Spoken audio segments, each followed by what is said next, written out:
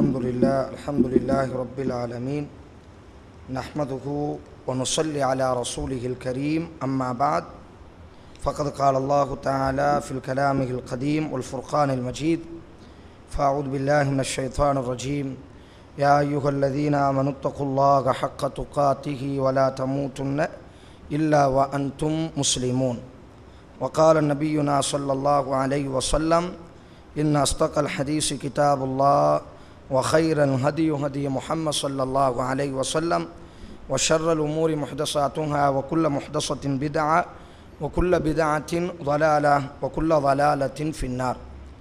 நபித்தோழர்களினுடைய ஈமானுக்கு உரமூட்டக்கூடிய நபித்தோழர்கள் என்ற ஒரு தலைப்பின் வாயிலாக தொடர்ச்சியாக ஒவ்வொரு நபித்தோழராக நாம் பார்த்து வருகிறோம். அதில் இன்றைய தினம் எல்லோரும் அறியப்பட்ட ஒரு நபித்தோழர் பெயர் அறிந்திருக்கும், ஆனால் அவரினுடைய வரலாறை நாம் அதிகமாக அறிந்திருக்க மாட்டோம். எந்த ஒரு ஹதீஸ் கிதாபை புரட்டி பார்த்தாலும் அவரினுடைய பெயர் இல்லாத எந்த ஒரு ஹதீஸையும் படிக்க முடியாது. ஒரு குழந்தையை நாம் மதரசாவிற்கு சேர்த்துவிட்டால் முதலாவதாக அந்த குழந்தை பேசக்கூடிய முதல் வார்த்தை பிஸ்மில்லாவிற்கு பிறகு அன் அபி ஹுரைரத ரலியல்லாஹு தஆலா அன்ஹு என்றுதான் அந்த குழந்தைக்கு முதல் ஹதீஸை மனப்பாடம் செய்ய வைப்பார்கள். மதரசாவில் சேர்க்கக்கூடிய மாணவர்களுக்கெல்லாம் ஹதீஸினுடைய அந்த கிதாபை புரட்டையவுடன் பிஸ்மில்லாஹிர் ரஹ்மான் ரஹீம் என்று சொன்னவுடன் முதல் வார்த்தை என்ன சொல்லும் என்று சொன்னால், மதரசாவில் முதல் ஜும்ரா படிக்கக்கூடிய மாணவர்களுக்கு தெரியும், அன் அபி ஹுரைரத ரலியல்லாஹு தஆலா அன்ஹு அன்னஹு கால ரசூலுல்லாஹி ஸல்லல்லாஹு அலைஹி வஸல்லம், அல்லாஹ்வின் தூதர் சொன்னதாக அபூ ஹுரைரா என்ற நமது பாசத்திற்குரிய நபித்தோழர் அறிவிக்கிறார் என்று தான் மதரசாவில் படிக்கக்கூடிய குழந்தைகள் கூட ஹதீஸ் கிதாபுகளை புரட்டக்கூடிய யாராக இருந்தாலும் சரி, எந்த ஹதீஸ் புத்தகத்தை புரட்டினாலும் சரி, அபூ ஹுரைரா இல்லாத ஒரு பக்கத்தை புரட்ட முடியாது, அபூ ஹுரைரா இல்லாத ஒரு ஹதீஸை படிக்க முடியாது, அபூ ஹுரைரா இல்லாமல் ஒரு ஹதீஸ் கிதாபை எழுத முடியாது, அபூ ஹுரைரா இல்லாமல் ஒரு ஹதீஸை ஆராய்ச்சி செய்ய முடியாத அளவிற்கு இஸ்லாமிய வரலாற்றிலேயே 5600க்கும் அதிகமான ஹதீஸுகளை, நபித்தோழர்களிலேயே அதிகமான ஹதீஸுகளை அறிவித்த ஒரே நபித்தோழர் அபூ ஹுரைரா ரலியல்லாஹு தஆலா அன்ஹு அவர்கள் மட்டும்தான். அபூபக்கர் சித்திக் ரலியல்லாஹ், உமர் ரலியல்லாஹ், உஸ்மான் ரலியல்லாஹ், நபியினுடைய மனைவி ஆயிஷா ரலியல்லாஹ், இவர்களெல்லாம் கிட்டத்தட்ட 23 ஆண்டு காலமாக அல்லாஹ்வின் தூதரோடையே இருந்தார்கள். ஆனால் இவர்கள் அறிவிக்காத பல ஹதீஸுகளை எல்லாம் வெறும் 5 ஆண்டுகள் மட்டும்தான். இவர் இஸ்லாத்தை ஏற்றுக்கொண்டது ஏதோ ஆரம்பத்தில் அல்ல, ஹைபர் யுத்தத்திற்கும் ஹுதைபியா என்ற ஒப்பந்தத்திற்கும் இடையில் ஹிஜ்ரி 5ஆம் ஆண்டிலே இவர் இஸ்லாத்திற்கு நுழைந்து கொள்கிறார். நபிகள் நாயகம் ஸல்லல்லாஹு அலைஹி வஸல்லம் ஹிஜ்ரி 10ஆம் ஆண்டு மரணித்து விடுகிறார்கள். அல்லாஹ்வின் தூதரினுடைய நிழலிலே வெறும் 5 ஆண்டுகள் மட்டும்தான் வாழ்க்கை நடத்தினார். ஆனால் இந்த 5 ஆண்டு காலங்களில் இவர் அறிவித்த ஹதீஸினுடைய எண்ணிக்கைகள் 5000த்திற்கும் அதிகமான ஹதீஸுகள் என்பதாக இந்த அபூ ஹுரைரா என்ற ஒரே ஒரு நபித்தோழரை இந்த உம்மத்திலிருந்து நீக்கிவிட்டால் ஹதீஸுகள் என்பதே இல்லாமல் ஆக்கப்படக்கூடிய அளவிற்கு ஹதீஸினுடைய தலைவராக அல்லாஹ் இந்த அபூ ஹுரைராவை ஆக்கியிருக்கிறான். யார் இந்த அபூ ஹுரைரா? இவர் எப்படிப்பட்ட நபித்தோழர்? இவர் இந்த இஸ்லாத்திற்காக வேண்டி என்னென்ன தியாகங்களை செய்தார்? நாம் எப்படி வாழ்ந்து கொண்டிருக்கிறோம்? இந்த அபூ ஹுரைராவினுடைய வாழ்க்கை எப்படியெல்லாம் இருந்தது என்பதை உணர்ந்து கொள்வதற்காக வேண்டித்தான் இந்த நபித்தோழரினுடைய தலைப்பு, இந்த நபித்தோழரை பற்றி நாம் எடுத்திருக்கிறோம். அபூ ஹுரைரா ரலியல்லாஹு தஆலா அன்ஹு அவர்களினுடைய சொந்த ஊர் யமன் நாட்டை சார்ந்தவர்கள். மக்காவிற்கு பக்கத்திலே தௌஸ் என்று சொல்லக்கூடிய ஒரு கோத்திரத்தை சார்ந்தவர்கள். அபூ ஹுரைரா ரலியல்லாஹு தஆலா அன்ஹு அவர்களுக்கு ஒரே ஒரு தாய் மட்டும்தான். இவர் பிறக்கும் பொழுதே தகப்பனை இழந்த ஒரு அனாதையாக இவர்கள் பிறக்கிறார்கள். அந்த மக்காவுக்கு வெளியிலே தௌஸ் என்று சொல்லக்கூடிய அந்த கோத்திரத்திற்கு மத்தியில் இவர்கள் இளமையாக வாழ்ந்து கொண்டிருக்கிறார்கள். அவர்களே தன்னை பற்றி பதிவு செய்கிறார்கள்.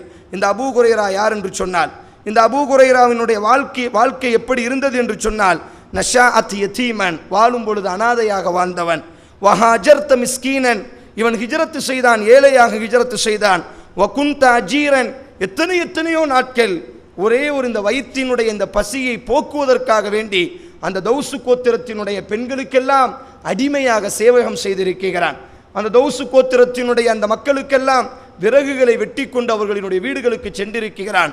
வறுமையிலேயே வாழ்ந்து கொண்டிருக்கிறார். இந்த நேரத்தில் தான் இந்த தௌசு கோத்திரத்திலிருந்து துஃபைல் என்று சொல்லக்கூடிய ஒரு நபர் இஸ்லாத்தை ஏற்றுக்கொள்கிறார். இவர் இஸ்லாத்தை ஏற்றுக்கொண்டு தனது சமுதாயத்திடத்தில் வருகிறார். தன் நபியை பற்றியும் அல்லாஹுவை பற்றியும் இவர் விலாவாரியாக அந்த மக்களுக்கு அழைப்பு பணி செய்கிறார். அந்த மக்கள் யாருமே ஏற்றுக்கொள்ளவில்லை. அபூ ஹுரைரா ரலியல்லாஹு தஆலா அன்ஹு, இவரினுடைய பெயர் அபூ ஹுரைரா அல்ல, இவரினுடைய ஆரம்ப பெயர் அப்துஷ் ஷம்ஸ், சூரியனினுடைய அடிமை என்றுதான் இவர் தாய் பெயர் வைத்தார். இந்த அப்துஷ் ஷம்ஸ் என்று சொல்லக்கூடிய இந்த சிறுவன் மட்டும் இந்த துஃபைலினுடைய இந்த அழைப்பை ஏற்றுக்கொள்கிறார்.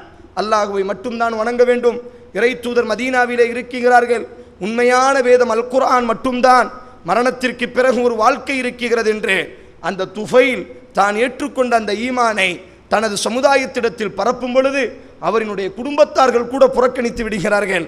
இந்த அப்துஷ் ஷம்ஸ் என்று சொல்லக்கூடிய இந்த சிறுவன் மட்டும் ஏற்றுக்கொள்கிறான்.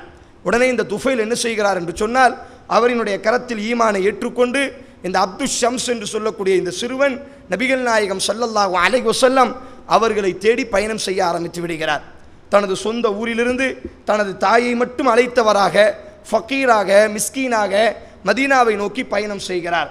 இவருக்கு உதவி செய்வதற்காக வேண்டி ஒரு அடிமையையும் அழைத்து வருகிறார். அந்த அடிமை செல்லக்கூடிய இடத்திலேயே இவரை விட்டு ஓடிவிடுகிறான். இவரும் இவரினுடைய தாய் மட்டும் தாய் இஸ்லாத்தை ஏற்றுக்கொள்ளவில்லை. மகன் தனது தாயிடத்திலே மறைத்துவிட்டு தாயை அன்பான வார்த்தைகளை கூறி அழைத்து வருகிறார் மதீனாவிற்கு. நபிகள் நாயகம் ஸல்லல்லாஹு அலைஹி வஸல்லம் அபூ ஹுரைரா ரலியல்லாஹு தஆலா அன்ஹு அல்லாஹ்விற்கு கொடுத்த ஒரு சிறந்த ஒரு நிஅமத் என்னவென்று சொன்னால், 10 வருடத்திற்கு முன்னால் ரசூலுல்லாஹ் ஃபஜ்ர் தொழுகையில் என்ன ஓதினார்கள் என்று கேட்டால் உடனே சொல்லிவிடுவார். ரசூலுல்லாஹி ஸல்லல்லாஹு அலைஹி வஸல்லம் நீங்கள் இஸ்லாத்தை ஏற்ற முதல் நாளிலே நீங்கள் என்ன தொழுகை தொழுதீர்கள், அந்த தொழுகையில் அல்லாஹ்வின் தூதர் என்ன அத்தியாயம் ஓதினார்கள் என்று அவரிடத்தில் கேட்டால் உடனே என்ன அத்தியாயம் என்ன தொழுகை என்று சொல்லிவிடுவார். அபூ ஹுரைரா ரலியல்லாஹு தஆலா அன்ஹு இமாம் புகாரி இதை பதிவு செய்கிறார்கள். தனது தாயோடு அவர் என்ன செய்கிறார் என்று சொன்னால் மதீனாவிற்கு வருகிறார். அல்லாஹ்வின் தூதர் அவர் சொல்கிறார், நான் மதீனாவிற்கு வந்த முதல் நாள் எந்த தொழுகையில் நான் கலந்து கொண்டேன் என்று சொன்னால் ஃபஜ்ர் தொழுகையில் தான் கலந்து கொண்டேன். அந்த தொழுகையில் அல்லாஹ்வின் தூதர் முதல் ரக்காத்தில் சூரா மரியம் என்ற 16வது ஜுஸுவில் வரக்கூடிய அத்தியாயத்தையும், இரண்டாவது ரக்காத்தில் 30வது ஜுஸுவில் வரக்கூடிய வைலுல் முத்தஃபிஃபீன் என்ற அந்த அத்தியாயத்தையும் ஓதினார்கள். இரண்டாவது ரக்காத்தில் வைலுல் முத்தஃபிஃபீன், அளவையிலும் நிறுவையிலும் மோசடி செய்பவர்களுக்கு நாசம் உண்டாகட்டும் என்று வரக்கூடிய அந்த அத்தியாயத்தை ஓதும் பொழுது அபூ ஹுரைரா சொல்கிறார், வைலுல் முத்தஃபிஃபீன் என்ற அந்த வார்த்தை என் காதிலே வைலுல்லி அபி வைலுல்லி அபி, அபூ ஹுரைரா உன் அப்பனுக்கு நாசம் உண்டாகட்டும், அபூ ஹுரைரா உன் தகப்பனுக்கு நாசம் உண்டாகட்டும் என்று ஓதுவதை போன்றே தெரிந்தது. காரணம், என் வாப்பாவும் 2 தராசுகளை வைத்திருப்பார். அபூ ஹுரைரா சொல்கிறார், 2 என் தாய் சொல்லி நான் கேள்விப்பட்டிருக்கிறேன். வாங்கும் பொழுது நல்ல தராசில் வாங்குவார், மற்றவர்களுக்கு விற்கும் பொழுது அந்த கனம் குறைந்த தராசில் வித்து கொடுப்பார். என் தகப்பனுக்கும் அல்லாஹ் அந்த இடத்தில் வைலுல் முத்தஃபிஃபீன்.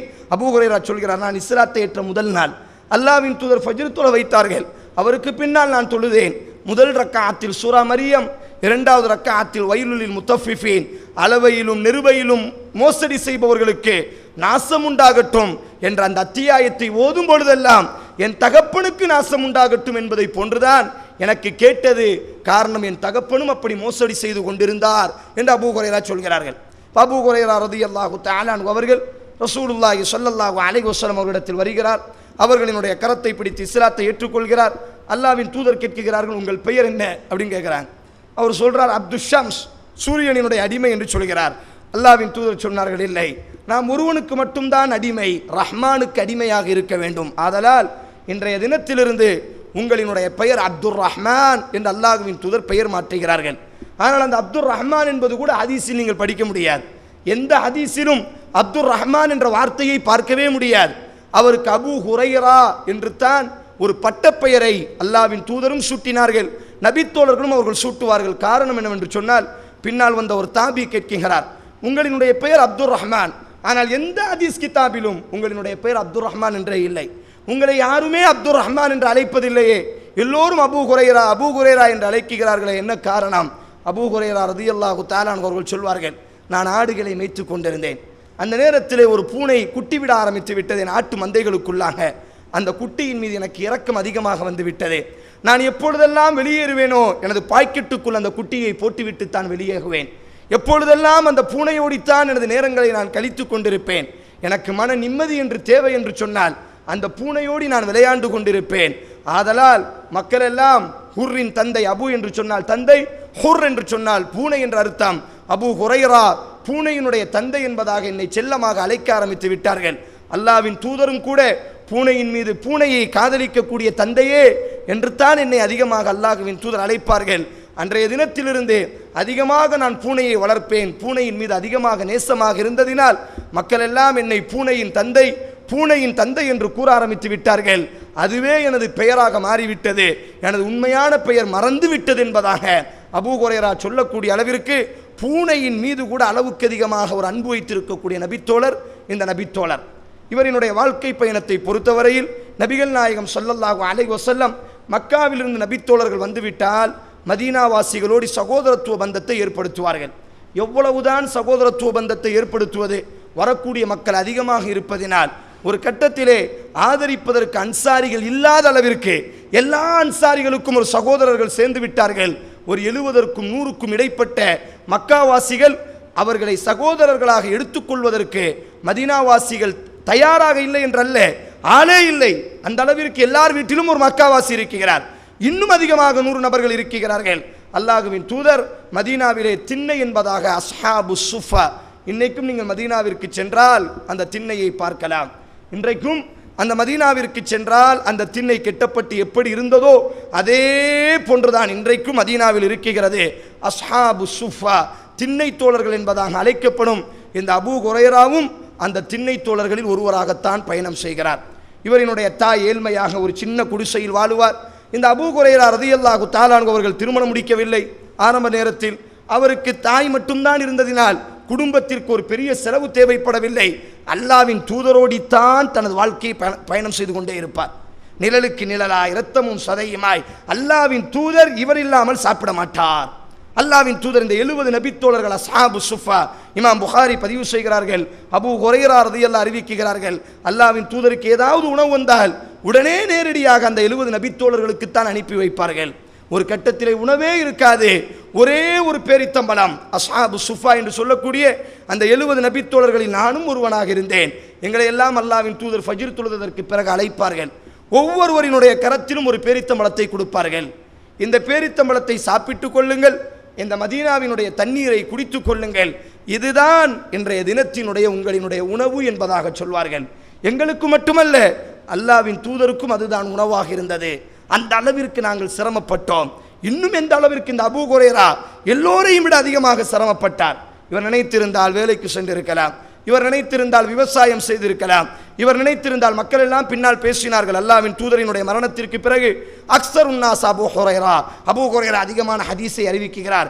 எப்படி அவரால் மட்டும் முடிகிறது? மக்கள் எல்லாம் பேசினார்களாம். இமாம் புகாரி பதிவு செய்கிறார்கள், மக்கள் எல்லாம் பேசுகிறார்கள்.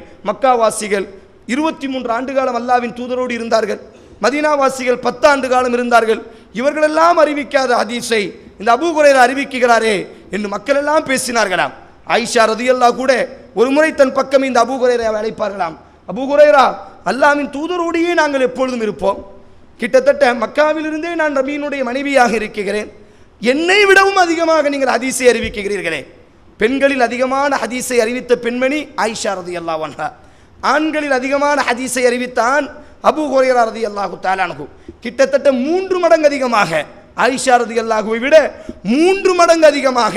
ஆயிஷா ரலியல்லாஹு 1500 என்று சொன்னால் அபூ ஹுரைரா 5600 ஹதீஸ்களை அறிவித்திருக்கிறார். ஆயிஷா ரலியல்லாஹு ஆச்சரியமாக கேட்பார்களாம், எங்களை விட நீங்கள் எப்படி இவ்வளவு ஹதீஸை? வெறும் 5 ஆண்டு காலம்தான். அல்லாவின் தூதரோடு நீங்கள் இஸ்லாத்தை ஏற்றுக்கொள்ளும் பொழுது ஹிஜ்ரி 5, அல்லாவின் தூதர் மரணிக்கும் பொழுது ஹிஜ்ரி 10, 5 ஆண்டு காலத்தில் அபூபக்கரை விட, உமரை விட, உஸ்மானை விட ரலியல்லாஹு தஆலா அன்ஹு அஜ்மஈன் மனைவியாக என்னை விடவெல்லாம் அதிகமான ஹதீஸை அறிவிக்கிறீர்களே, எப்படி உங்களுக்கு மட்டும் முடிகிறது?